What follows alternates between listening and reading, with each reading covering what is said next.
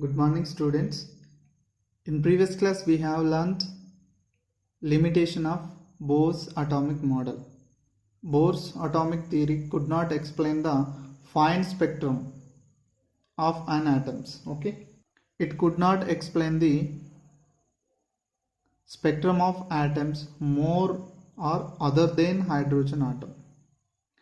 The third one is it could not explain the Zeeman and Stark effects, which means spectral lines in the presence of Zeeman effect and Stark effect. It could not explain by the Bohr theory. And the fourth one is it could not explain the ability of atoms to form molecules by chemical bonding. Okay, so these are limitations. To overcome these limitations is responsible for the developments leading to the quantum mechanical model of atom. So today we are going to discuss about quantum mechanical model of atom. Okay, it is a new atomic model. So before this, Bohr's atomic model we have discussed. So here the new topic, so that is quantum mechanical model of atom is discussed today class. We will discuss. Okay, so before this, entering two major things which are responsible for developments leading quantum mechanical model of atom. So which are dual nature of matter. First thing, dual nature of matter, and the second one is Heisenberg uncertainty principle. So these two major things which are responsible developments leading to quantum mechanical model of atom. Okay, so it is a very important. Okay, so first we will discuss about dual nature of matter. So already we discussed dual nature of electromagnetic radiation. So now here we discuss dual nature of matter. So here the scientist de Broglie in 1924, the dual nature of radiation is extended to the matter. Okay, the dual nature of radiation is extended to the material particles which are electrons. He just extended the dual nature of radiation is just extended to the material particles which are electrons. Okay, so he explained that in radiation the radiation having a photons. So photons having momentum as well as wavelength. So same as it is in matter. In matter, electron should also have momentum and wavelength. He said that. So once again repeated, de Broglie in 1924, the dual nature of radiation is extended to material particles which are electrons. So from this he conclude that in radiation, photons having a wavelength and momentum same as it is in matter, electrons also should have momentum and wavelength. Sorry, the momentum is represented as p, small p. Okay, sorry. And he gave the one of the relationship between the wavelength and momentum. So he gave the relationship, that is the wavelength of small particles. The wavelength of small particles is inversely proportional to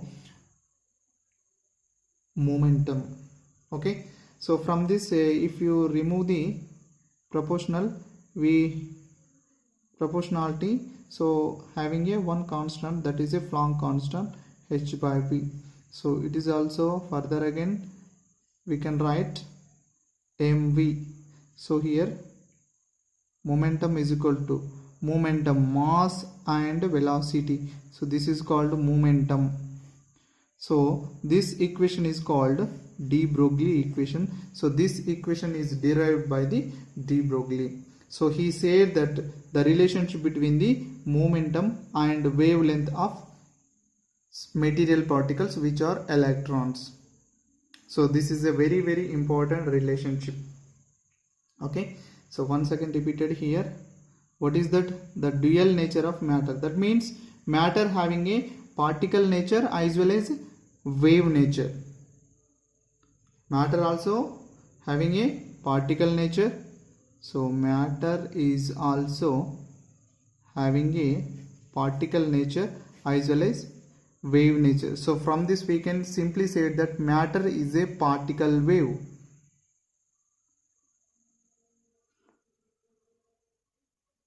Particle and wave nature. So matter is a particle wave. Matter is a particle wave is nothing but electron is also particle wave. So electron is a also particle wave, and he gave the relationship between the wavelength and momentum. So from this we can conclude that if the mass, large mass, if the material particle having a large mass, that is m, large mass having a small wavelength. Okay, so large mass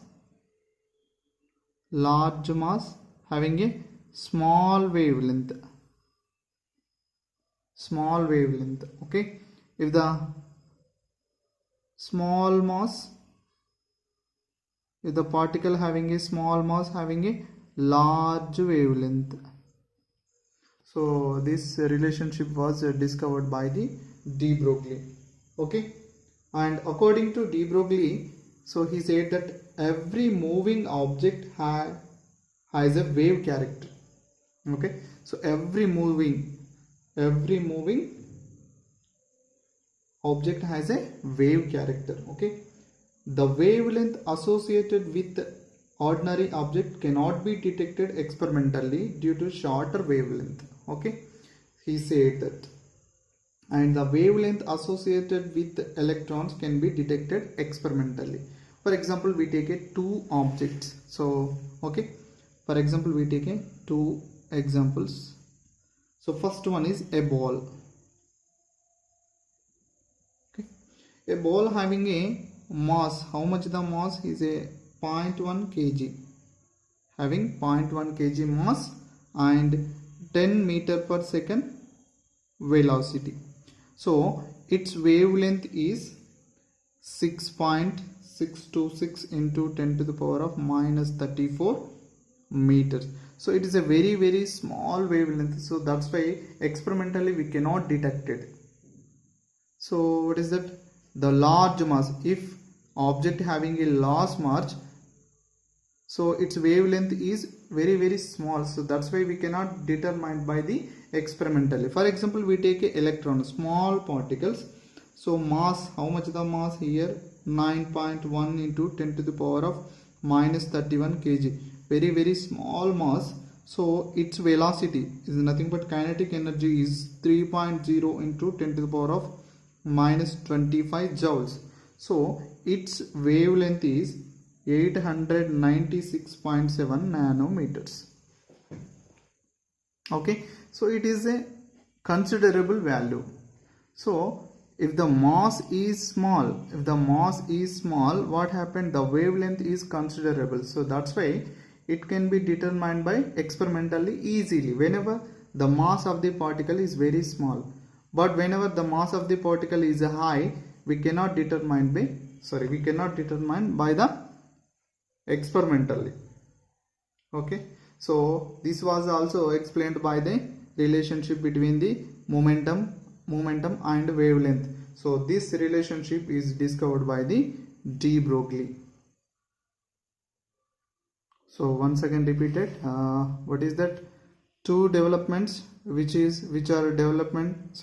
are responsible for the leading quantum mechanical model of atom. So that two things are, first one is dual nature of matter, So it is same as it is the dual nature of electromagnetic radiation. And second one is Heisenberg uncertainty principle. First we will discuss dual nature of matter. So this relationship, what is that? De Broglie explained that matter also having a particle nature as well as wave nature. So from this we can conclude that electrons, which are small particles, having a particle nature as well as wave nature. So in previous class, electromagnetic radiation also having a particle nature, wave nature. So same as this, electrons in an atom having a particle nature and wave nature. Okay, so this was discovered by the de Broglie, and he said that the relationship between the wavelength and momentum of small particles. Okay, so what is the relationship? Is wavelength is inversely proportional to momentum. So momentum means mass and velocity, and if you removing of proportionality, what is that? One constant is there, so that is Planck constant. So from these relations we can conclude that large mass having a small wavelength, small mass having a large wavelength. So here two examples are giving. So from this, a ball having a large mass, that's why wavelength is very small. This was cannot determined by the experimentally. So if the mass is very small, the wavelength is considerable.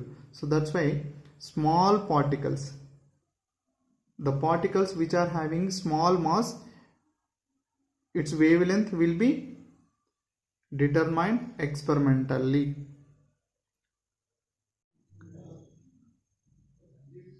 And de Broglie said that one is important point. So that one is, whenever the electron beam also undergo diffraction. Diffraction means the waves are bending.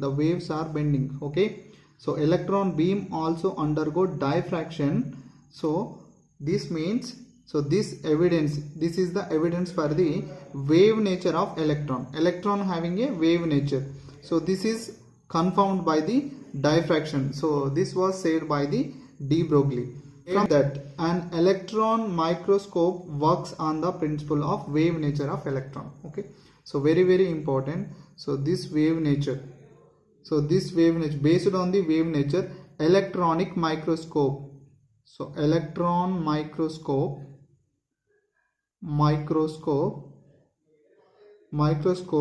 works on the principle. So which principle? Wave nature of the electron. So on this principle, so which was his work? Electron microscope is very important. So electron microscope works on the principle of wave nature of electron. Okay, so these points are very important. So next one, Heisenberg uncertainty principle. Okay, so this principle was discovered by Heisenberg in 1927. Okay, so he said that, for example, it is a nucleus. So electrons are revolve around the nucleus. Okay, so whenever the electron is present here, what happened here? The electron having a velocity. Okay, electron having a velocity as well as position. So Heisenberg said that simultaneously, so at a time, simultaneously means at a time, the position of electron as well as velocity of electron is nothing but momentum, cannot be determined. Okay, the position of the electron as well as speed of the electrons, so can never be determined accurately and simultaneously. Okay, so he said that is nothing but, simply we can say that the position and velocity is nothing but momentum. The position and momentum of electrons cannot be determined at a time. And in your books it is defined as, it is impossible to determine simultaneously the exact position and exact momentum of electron. the exact position and exact momentum of electrons cannot be determined. Okay, so this is a one principle is there. So that is delta x is nothing but position of electrons, and delta p is greater than or equal to 4 pi. Okay, so this is very important, Heisenberg uncertainty principle. What is that? Once again repeated, it is impossible to determine simultaneously the exact position and exact momentum of an electron. Okay, so from this already we know that momentum is equal to mass and velocity. Okay, so here substitute, that means here delta V and the mass of electron is h by 4 pi. So from this delta x and the delta V is greater than or h by 4 pi m. Okay, so here for example we locate, if we known exactly position of electron is nothing but exactly position of electron is nothing but delta x is equal to 0. For example, we take a delta x is equal to 0. So what happened here? Substitute. So delta x is equal to 0 here, substitute in this equation. So delta v equal to or greater than or h by 4 pi m into, substitute here 0 means here 1 by 0 is nothing but uncertainty. So from this equation so it is nothing but delta v is equal to greater than or uncertainty. If whenever, since delta x is equal to 0, if the position of electron is accurately known, what happened? The velocity of electron is uncertainty. And here for example here delta v, that means velocity of electron is exactly known. That means delta v is equal to 0. At these situations the position of electron is a uncertainty. Okay, so this principle is discovered by the Heisenberg. So once again repeated here, what he said that it is impossible to determine simultaneously the exact position and exact momentum of an electron. Okay, so for example, if we known exactly velocity of electron, the position of the electron is uncertainty. If the position of electron is exactly known is nothing but 0, then delta v, that means momentum or velocity of electron is uncertainty. So both are, we cannot determine accurately position and velocity simultaneously, we cannot determine. Okay, so this is the Heisenberg uncertainty principle. It is very important. So next, importance, significance of Heisenberg principle. Okay, significance of, so next one is significance of Heisenberg uncertainty principle. Okay, so first significant is, so it is applicable only for the motion of microscopic particles. Okay, so microscopic particles is nothing but electrons, but it is not applicable to macroscopic particles. Okay, so large mass, that particles having a large mass, that is called macroscopic.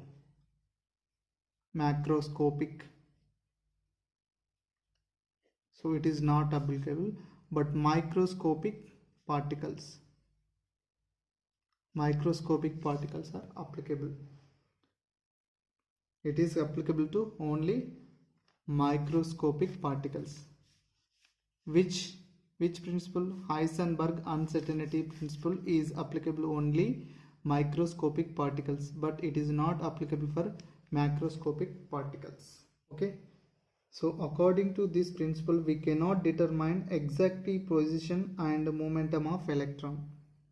Okay, therefore it is rules out the existence of definite paths or orbits of electrons. For example, here we take orbits. Okay, so exactly position, we cannot determine exactly position and momentum of electron. Exactly position and momentum of electron we cannot determine simultaneously. So that's why it is rules out the existence of definite paths of the electrons or definite orbits of electrons. So we can only say that the probability of finding an electron at a given point, only probability. So exactly we cannot say exactly position, but we can say that the probability of finding an electron at a given point, only we can say that probability